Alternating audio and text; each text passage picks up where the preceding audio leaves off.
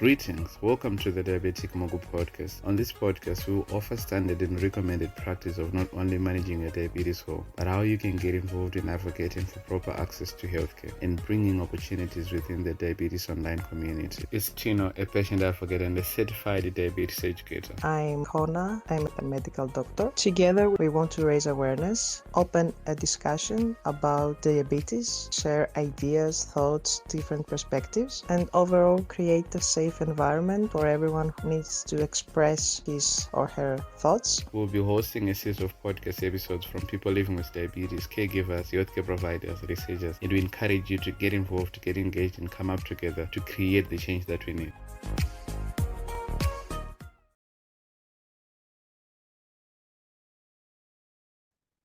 Hello everyone, it's a Diabetic Mogul podcast today. We have with us Jean. Would you like to introduce yourself? Sure. Hey, Connor. Thank you so much. And hi, everyone. My name is Jean Langford, and I've lived with type 1 diabetes for 17 years now. I'm from Ireland, and I speak very fast, being from Ireland. So I'm going to make a really big effort to speak slowly and calmly today. It's some feedback I've gotten in the past.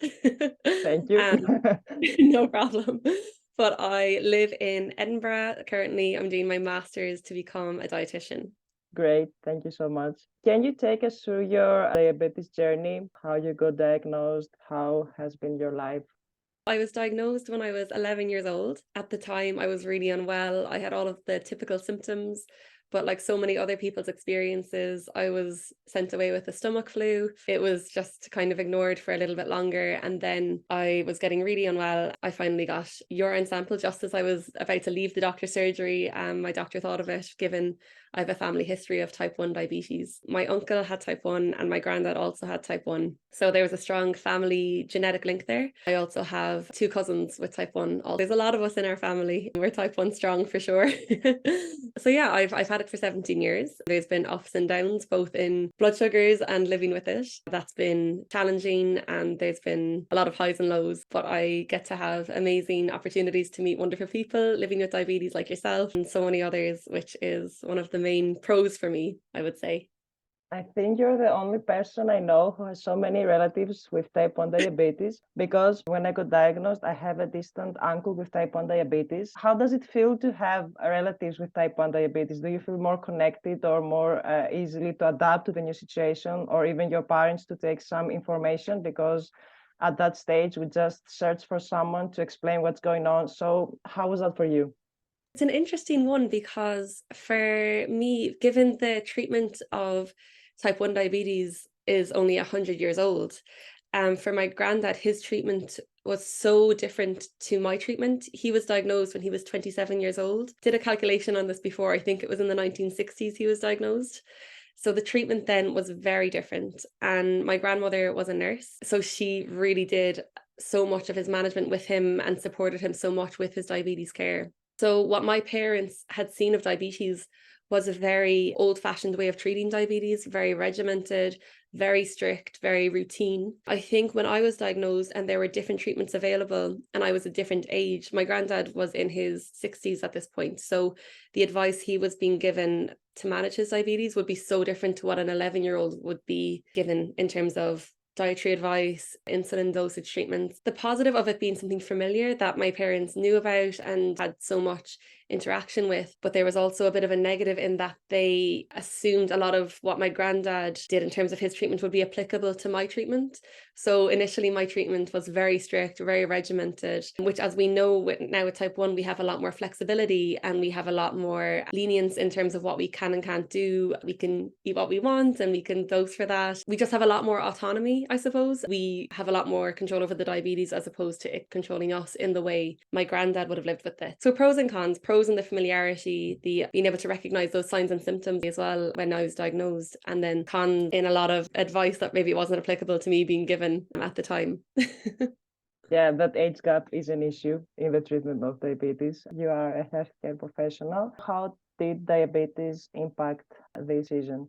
Hugely. I initially studied international business for my undergraduate degree for 4 years at the University of Limerick, and I loved it. I was doing marketing, project management, recruitment after that. But what I will say is when I was doing this, it wasn't vocational. It was something I enjoyed. It was a means to an end, but I didn't love it. I wasn't very passionate about it, and I really struggled. I was very alone with my diabetes at the time as well. I didn't understand how diabetes would interact with work. So what was interesting was for my first job as a project manager after my undergraduate degree, I changed my healthcare to the city I was living in, which was Cork. So I moved from Limerick to Cork. There I was attending the Bon Secours Hospital. I was met with the most amazing team who just supported me so much with my diabetes. I was 23 at the time, so it was my first time in 12 years having structured diabetes education, appointments that were really beneficial, consistency in the healthcare professionals I was seeing. I just had this, I suppose, moment where I realized that my healthcare could be so good and that my actual health could improve, and that I didn't need to be so resigned with my diabetes, let it dictate me so much, having this information and education. So once I realized that was even available, that's what turned me towards advocacy and being more engaged with my diabetes and then the diabetes community. So having had such a positive experience with the dietitian in particular, all of the team were amazing,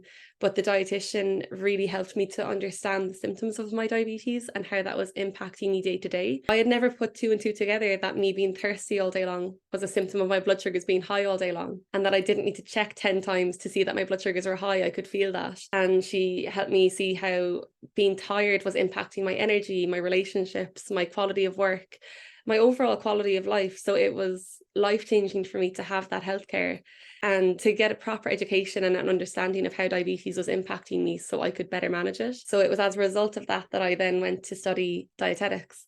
So hadn't it been for living with diabetes and having had that experience with an amazing team of healthcare professionals, I would have stayed in business and I would have just kept on banging on that wall and hoping that something would change and that it would someday inspire me, but it didn't. And this really does. I'm so excited to actually get to work in the field I'm currently studying.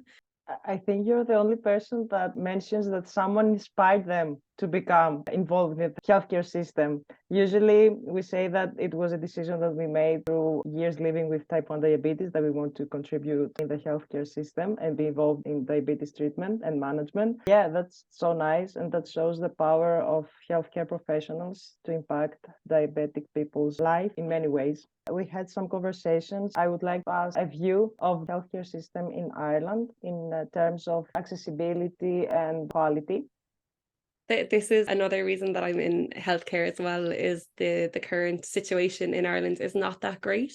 It's definitely not where it should be. There's a lot of really good people in it. There's a lot of people who want to see it change, but it's a real struggle. What I will give is an overview of the diabetes healthcare in Ireland, because I don't have a full view of the healthcare system in itself in Ireland. Diabetes, where I advocate in, and it's what I know best, but I'm not expert for sure. I'll give my experience, the information that I do have. And we currently don't have a diabetes registry in Ireland, which makes it really challenging to fund for services and for healthcare positions in Ireland. The example I always give is you need to know how many children are living in an area to get an estimate of how many teachers are required in a school. It's really challenging to get that estimate of services, healthcare, what's needed in an area if we don't know how many people need it. So a diabetes registry is something that we've been strongly advocating for in Ireland. I advocate with Midwest Diabetes. It's our own group and there's 6 of us in it. That's something that we are really passionate about coming to fruition. We advocate really strongly in our local area because we currently don't have access to insulin pumps as adults in our region, which is a real struggle. So if you're already on an insulin pump, you would be supported with it coming from adolescents or pediatrics clinic. But as an adult, and as we know, 50% of people with diabetes are diagnosed as adults, you can't get started on an insulin pump, and it's down to the lack of trained HCPs available to deliver that training. There's a lot of pros in Ireland. We do have a long-term illness book, which is fantastic, where our insulin is on that, which means it's free. We have access to a lot of what we need, but in terms of access to technology, that's something we're advocating for also. At the moment, the Freestyle Libre is only available up until the age of 21 for free. Beyond that, you have to pay for it. And the Dexcom is the same. I believe the Dexcom G7 is now being given out on prescription, which is fantastic news. So a lot more people are getting access to that. But the challenges I really have experienced and seen firsthand in Ireland, where people are struggling to access adequate healthcare, is the lack of healthcare professionals, the lack of funding for them, the ways in which they are overworked in their roles and not facilitated by the infrastructure to give proper care that they would love to give to and that people would love to receive. The lack of the diabetes registry. I could go on. There's a few issues, a lot of them bureaucratic, down to poor planning, unfortunately, and not the people. As an adult living with type 1 diabetes in Ireland, you have to pay to get your insulin pump and then to get your supplies as well. Very often, yes. So it can depend on the clinic. Some clinics will really advocate for you and write letters for you to access these devices. But for me, for example, in my own city, I wouldn't have been able to access an insulin pump for free. So my insulin pump appointments cost €420. And I had to travel to the city next door. So Cork is next to Limerick and it's an hour and a half. But so I had to travel for those appointments, pay €420 to access my insulin pump. But once I have that training and the pump, it's then on my long-term illness book. But it's not equitable in that I was able to fund myself to pay for those appointments, to pay for private health insurance, to pay to access those appointments. Yeah. There's a few hoops to jump through to be able to get there, and it's not equitable or accessible to everyone, which is something I personally am really upset about and frustrated about, because we pay a lot for our healthcare in Ireland. Ireland is the most expensive country in Europe to live in right now. So it's very frustrating to see people having to pay for these life-changing, life-enhancing devices and technology out of pocket. I didn't have an idea about that. Thank you for mentioning that. Also, you have mentioned several times the lack of healthcare professionals in Ireland, which tends to be an international phenomenon. How do you explain this? At the moment, the statistic that I have of the shortage of dietitians in Ireland, for example, is we're short 400 dietitians.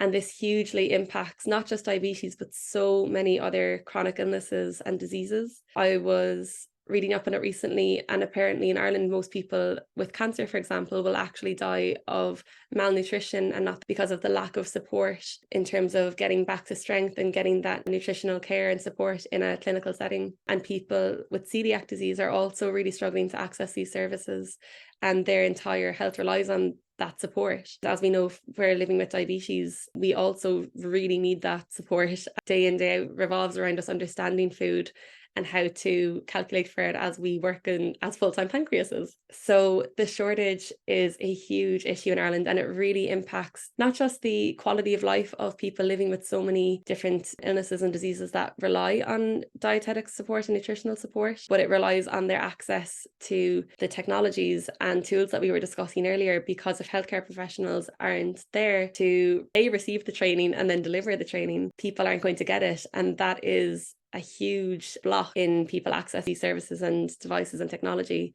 It's a real struggle for sure, something that frustrates me quite a lot. For example, for me to study dietetics in Ireland, I have had to move to the UK because I wouldn't have been able to get on the course because my undergraduate degree is business. So I didn't have the prerequisites to study dietetics in Ireland. So the NHS service in England has me for the next 5-6 years, and I could be contributing to healthcare in Ireland. I could be working in healthcare in Ireland as a dietetic student and as postgraduate beyond my master's. So there's a lot of different issues at play, not just the ability to study in the country, to work in the system, but once you're working in the system in Ireland, the infrastructure isn't in place for people to safely work. I know for so many people working in healthcare in Ireland, and I know this is an issue across the globe, that they just do not have a quality of life with the way the infrastructure and the system is designed for them to work in. They're overworked, working so many hours that they aren't paid for as well, in conditions that just aren't appropriate or safe for them to do their care. So a lot of people do move to countries where those systems are better, like Australia, Canada and America, where for the healthcare professionals, the actual system in place is a lot safer and healthier for them to work in. So the roots run deep, unfortunately, and I'd love to see that change. It's like a malfunctioning system, because even if you are willing to change something, like you said, the roots are so deep and the problem is so deep and so many factors contributing to the problem that you just found yourself trapped in the system, and then you would just want to escape and you lose your will to help or make a change. I totally understand this. Absolutely. And I think as people with type 1, we're quite lucky in a sense of how we're supported to advocate for ourselves so much. I feel like healthcare professionals are not supported to advocate for themselves. There's not really a clear process in how they can advocate for themselves either. I mean, living with diabetes and having been in advocacy for the last 4 years now, I'm really learning so much about how I can affect change in terms of how my care would then be changed for the better. So for example, I know that when as a group with Midwest Diabetes and we wrote letters to our politicians, that then the funding was put in place for more healthcare professionals. We've learned the system and we've understood it. We know how to communicate with it to be able to actually see change when we ask for it. I feel like for healthcare professionals, that's so unclear. Apart from the lack of clarity in terms of who they can speak to or how they can affect change, they're exhausted and burnt out and don't have the time. So I would love to see a lot more advocacy for HCPs. But I feel like often people give out so much about their doctors, about their nurses. It's something I see a lot, especially from the diabetes community. And I completely understand how important it is to have a high quality appointment when you've been waiting so long for one with your healthcare professional. But unfortunately, if the infrastructure isn't in place for your healthcare professional to have a data-rich appointment with you where they give you the best advice possible based on the information they have to hand, if that information isn't to hand and they're not supported to be rested and well into that appointment to see you, that's also a huge struggle for them. So I'd love to see more advocacy for actual HCPs as well by people, because as much as we ask for what we want and what we need, we can't get that if someone isn't there to deliver it in a safe and well way.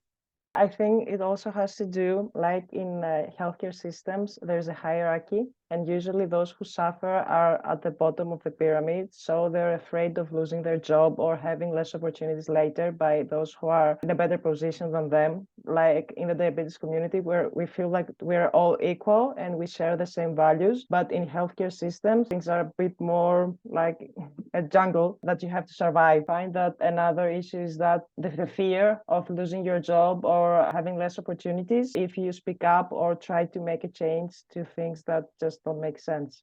Absolutely. Yeah. If you're going to be vulnerable in that position, you're not going to be confident to speak up about it. So true. And I think even people with diabetes can relate to that in terms of they feel if they give out about their healthcare professional and actually report it, that their care would be impacted. I can't imagine how scary it would be thinking that's your job and your livelihood, especially for something like medicine or nursing or dietetics where you've worked so hard to get into it and you've worked so hard throughout university to have that job and to be in that position. The last thing you want to do is risk it or lose it. So it's kind of a case, if you can't beat them, join them, but to the detriment of everyone, unfortunately, because it ends up trickling down and impacting so many people, both in the system and outside. You are both a person living with type 1 diabetes and a future healthcare professional. Do you feel that you have to always show the best diabetic side of you and that you're not allowed to have bad days? How do you balance this? Firstly, put my diabetes first and allow it to be what it is. I don't think there's any way to pretend that diabetes is okay, because I think we know that when we've seen poster children for diabetes, we're all looking at it with skepticism. And we know well that it's just not possible. I mean, if we didn't have high and low blood sugars, we'd be cured. We wouldn't have diabetes. I think for me, it's really important to actually show that side of it, to show the bad side of it, the scary side of it, the sad side of it, and to not deny it. Because I think when we deny that it exists, it's to our detriment and it isolates us further from each other. I know so many people who don't get involved with the diabetes community, for example, because they think everyone in it has it all figured out. So it isolates them when people think that people have it perfect, and it creates a lot of division. It's just not realistic either. It's not sustainable. I think for me, it's always important to try my best and to make it a priority, but to make it a priority in that I allow it to be what it is, which is this unique experience, because diabetes isn't the presence of anything, it's the absence of something. So diabetes is really us and the way we interact with how it interacts with so many variables and how we process that. So I definitely allow the bad days. I also acknowledge the good days and celebrate them. But my wish and my goal, I suppose, as a person living with diabetes and going into healthcare profession, is that I make sure people know that they're human first, living with this. It's impossible to be perfect as a human, and it's impossible to do anything perfectly. The most important thing is doing your best every day and letting that look different every day as well. My best some days is literally just getting out of bed with this. My best other days is climbing a mountain, and that's perfectly fine for it to ebb and flow like that. It's the highs and lows literally of diabetes. So yeah, it's something I'm really passionate about, and something I really want to do as a dietitian is really support people to live life to the fullest, not in a sense that it's pressurizing, but in a sense that they are getting to eat what they want to eat and do what they want to do in a way that works for them. Looking at the ways they can support themselves to do all the things they love doing without feeling this pressure to ignore their diabetes. I think so often there's a real sense of push through. For me, I'm very much take a 10-minute break when I have a low blood sugar. I'm not explaining that to someone. I need a 10-minute break. My brain has no glucose right now. I do not need to push through. Then I can go do that thing I want to do. Be late. It's okay to be late. We have 180 extra decisions to make in a day. Don't feel guilty for being late. These are all things that I've learned recently that I would love to share with other people, about really having that compassion for the fact that diabetes is dictating and demanding so much of us, and to not feel bad about that, and not feel bad about giving it the time that it does need and the time that it asks of us, so that our bodies can recover and feel better and get back to what we love. Yeah, I find these answers so balanced, and your words are so healing, because I always say that diabetes representation should be the reality of diabetes, and I'm disgusted of seeing perfect timing ranges and flat lines, because that is just not our reality. That's not our truth. Whenever I post something about diabetes, I just show how that impacts me, and if I represent myself showing how grateful and how perfect every day is with diabetes, then it's like saying that I don't have diabetes. Diabetes is something that can be really bad and really difficult to manage. And also, I appreciate this point of view of yours, because often, personally, but also I have heard it from other people as well, having to apologize to your healthcare professional about decisions you made or why you had a bad day. And that is so frustrating, and to feel so guilty about yourself, like you failed the math test and you have to show the mark to your parents. That feeling follows me, because I was also diagnosed at a young age, and having healthcare professionals with a more synchronized point of view, it's so important and key to our management, because also it eliminates the probability to lie about what we did or why we did it. Absolutely. Yeah, it's a really interesting one that we feel that pressure to apologize and to explain it. You know, when it starts off in the day bad, and then we expect ourselves to be able to bounce back with this textbook advice. But when you think about it, if we start off the day on a high or low blood sugar, our brain is actually not functioning properly at that point in time. And we're expecting ourselves to make perfect decisions when we're either glucose deprived, which our brain completely relies on to function, or, well, we're energy deprived or glucose deprived. So if our blood sugars are high, we're not getting that energy. So we're expecting ourselves to all of a sudden remember all of this textbook advice that we've been given and apply it perfectly when we're literally unwell. It's like asking someone to put out a fire when it's on themselves. You know, it's just like, it's so unfair, and to expect them to do it perfectly and to leave no scar or no trace. It's going to impact the rest of the day, and we're not going to make those decisions perfectly when we're having a high or low blood sugar, because we're also in fight or fight mode at that point as well, because we're either deprived of glucose or don't have energy. So, I mean, it's just the expectations, I think, on people with diabetes, both by HCPs, the people in their lives, and the person themselves, is just far too high for what's actually happening in that moment in time. And I think that has a lot to do with the fact that it's invisible in so many ways. Not the diabetes itself anymore, as we know with devices, but the higher low blood sugar is invisible. So people don't see that fire that we're feeling. That was the next question of how you deal with the bad diabetes days. I mean, not only in a part of representation, but how do you speak to yourself or feel about yourself?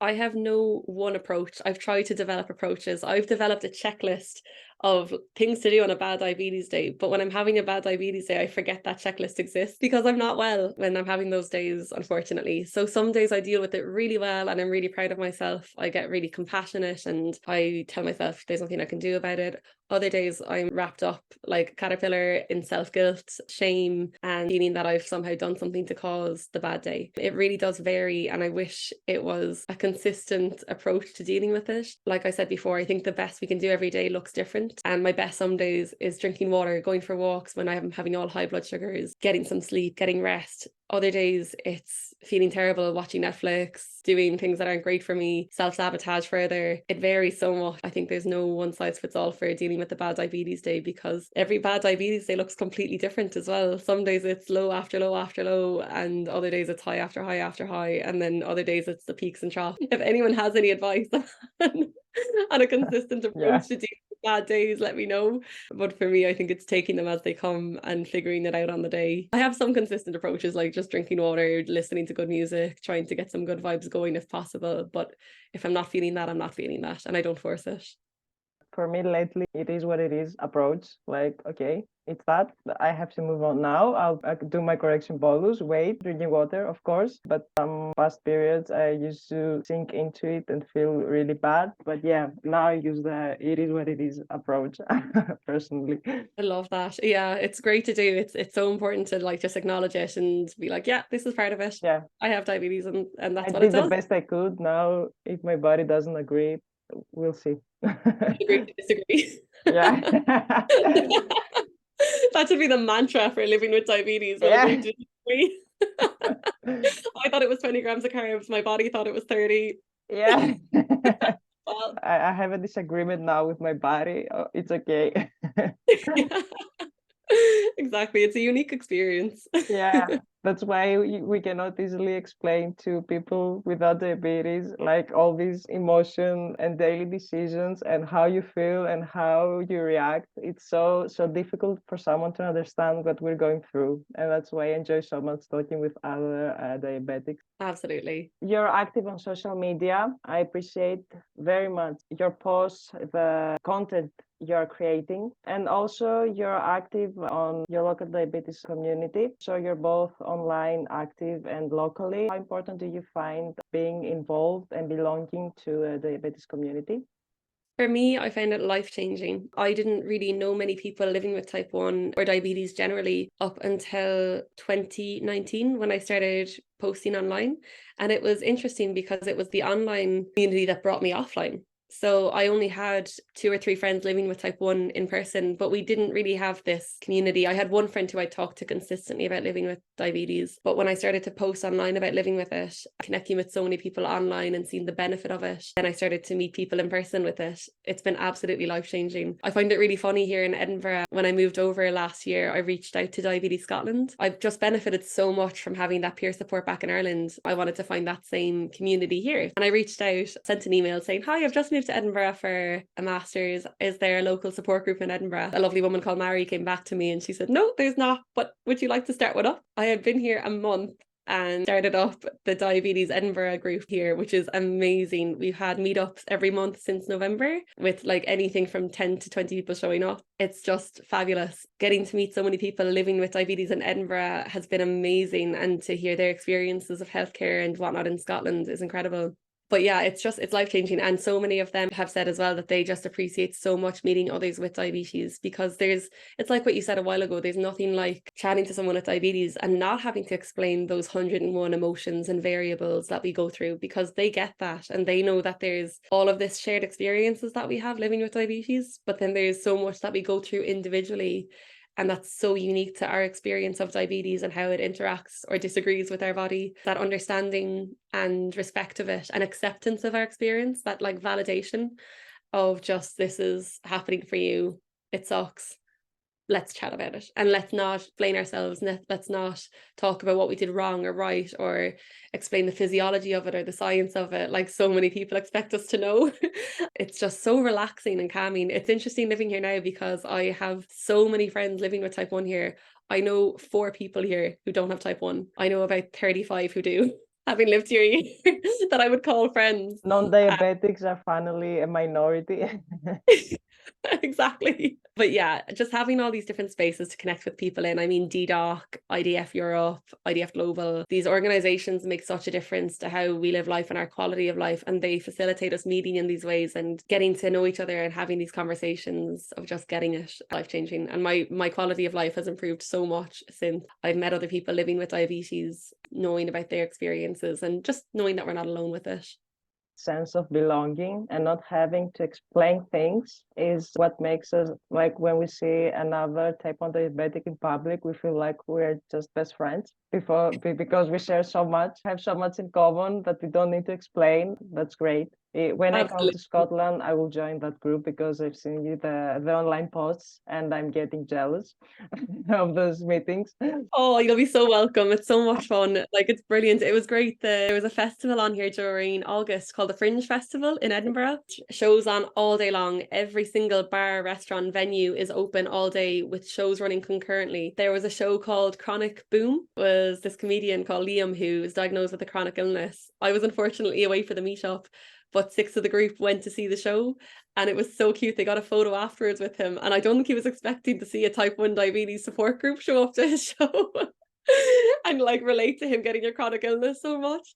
But it was so sweet. And like all the meetups are like that. They're just like people connecting over this shared experience of something tough and coming together and making each other feel that little bit better about it. So yeah, it's really special. And there's a great group in Limerick where I'm from as well, the Limerick Adult Support Group. And it's so cool to see these becoming more common, people joining them more. I think it's, for me, when I was younger, I thought it was this depressing thing to go to that had no interest in going to. And it's mad, my perception of it as a younger person in my teens versus what it actually is, the ways in which it improves your life, the friendships you make, the knowledge you gain as well from other people's lived experiences. There's nothing like it. I totally agree.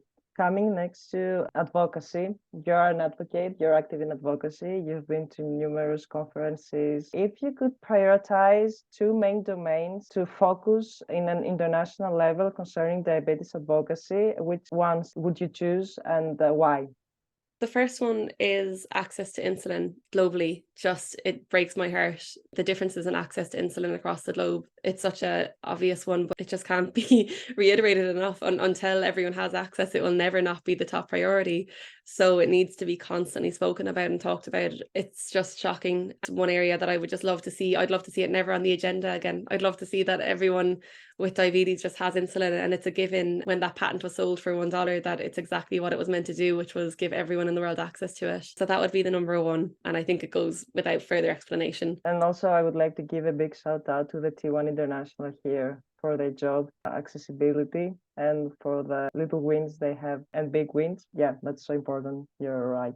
Absolutely. And Life for a Child as well. They're doing phenomenal work in it, and they have loads of exciting new updates. I saw they have Project 30, I think it's called, where now people in low income countries are going to have access to insulin up to the age of 30. And at the moment, those in low and middle income countries are having access to it up to the age of 26. Just for that to be a given for life and for people to never not have access to it would be amazing. The second area that I would love to see being really focused on for advocacy and continue to be focused on is the Language Matters movement. So I think all of the work that Renza Shibili is doing and Jazz Sethi at the moment with the petition to the stigma is just phenomenal. I'd love to see that being expanded to everywhere, because for me, in my experience, I really believe the stigma around diabetes really impact how services are funded for and how diabetes itself is looked at, is advocated for, is supported, how people living with it are impacted by it in the workplace, in school, in so many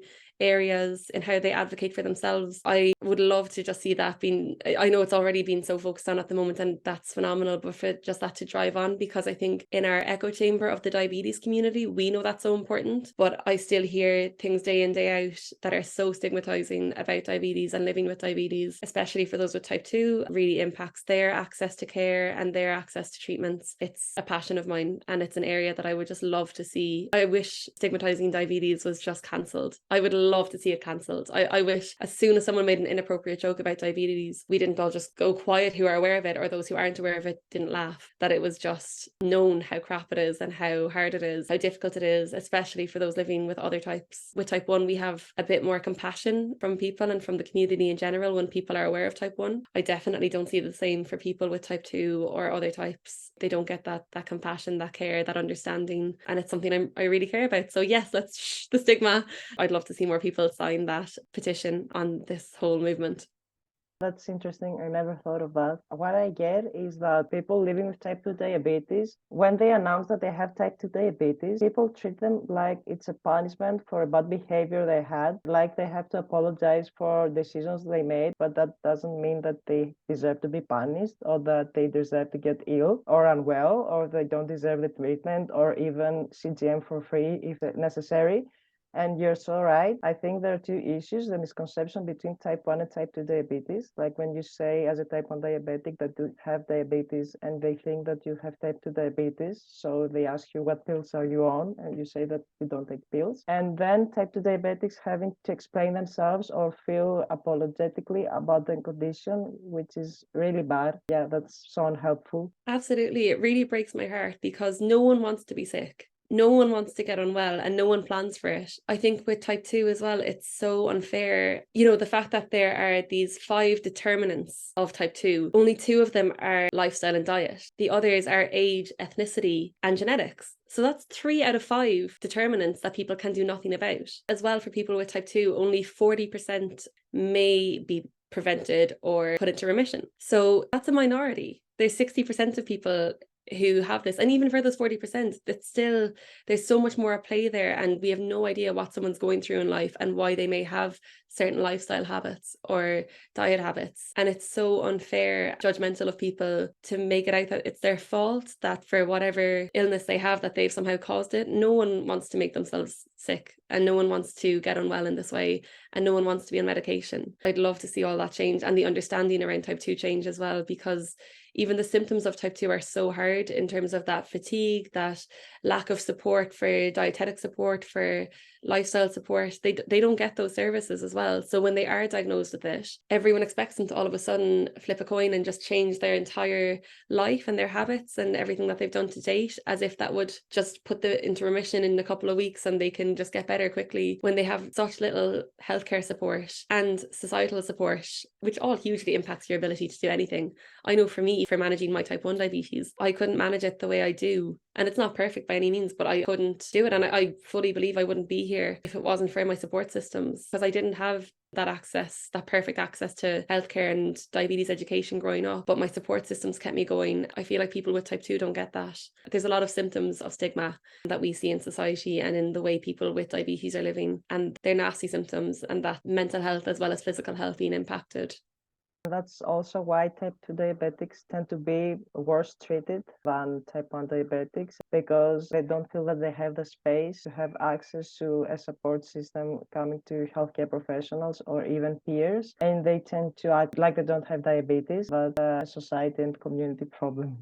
100%. And even we see it with our diabetes support group. So we're very clear that it's a diabetes support group. So all types of diabetes. So the first few events we run to really encourage that message was called Type All Taco Thursday, to get people living with all types of diabetes together. But we did find it was nearly all people with type 1 coming. 1 or 2 people with type 2 would come, and then get very insecure when they realized that there was more people with type 1 there. We're very lucky in that the group we have are so lovely that we were able to really reinforce the message that it is a space for us all, and that we have so much more in common with our lived experience of diabetes than differences. But it's really a challenge with the peer support side of things as well. Often even people with type 1, we're lucky with our group, but I know a lot of people with type 2 will get stigmatized from people with type 1. People with type 1 will often punch down and stigmatize people with type 2 further. So that's also a challenge that we face as well.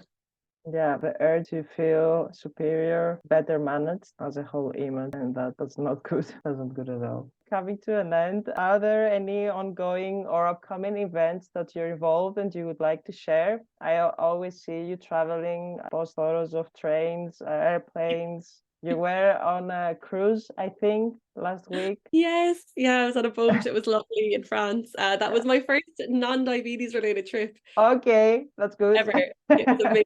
The start of the trip, well, actually, that's a bit of a lie. The start of the trip was diabetes related, and my friend whose birthday it was that we were in France for has type 1. So actually, never mind. Yeah, I've been very lucky. I've been so supported by the diabetes community to develop my advocacy skills, to learn from other advocates, to be able to access these spaces. And that's a huge thanks to IDF Europe, to Diabetes Ireland for writing my letter to get into IDF Europe, Diabetes Scotland for getting to advocate with them in so many areas, and to DDoC, of course, who are just phenomenal. I'm really, really lucky in the advocacy work I get to do. I'm a lead volunteer for Diabetes Scotland in Edinburgh. We have a fantastic group in Edinburgh. So if you're in Scotland ever, just follow our socials, because anyone can come along to the meetups. There's no membership fee. There's no payment to join our events or any meetup. So if you're in Scotland, do follow that. If you're in Ireland, follow the Limerick Adult Support Group to find the meetup happening in Limerick. So that's the peer side of things.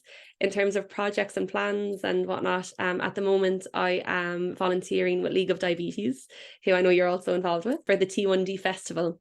So this is really exciting. This is coming up on the 14th. So on the 14th of October, we're having the T1D Festival, which is going to be an absolutely fantastic day run by League of Diabetes and with support from so many organisations. So we'll have different panels of speakers on global health, on technology, inspirational talk, and just how different countries, people from different countries live with diabetes and deal with diabetes. Then we'll have a concert in the evening time with DJ acts, with musicians. It's just going to be a wonderful day. And the most important part of it is that all of the money that is raised from this festival, it's purely run by volunteers.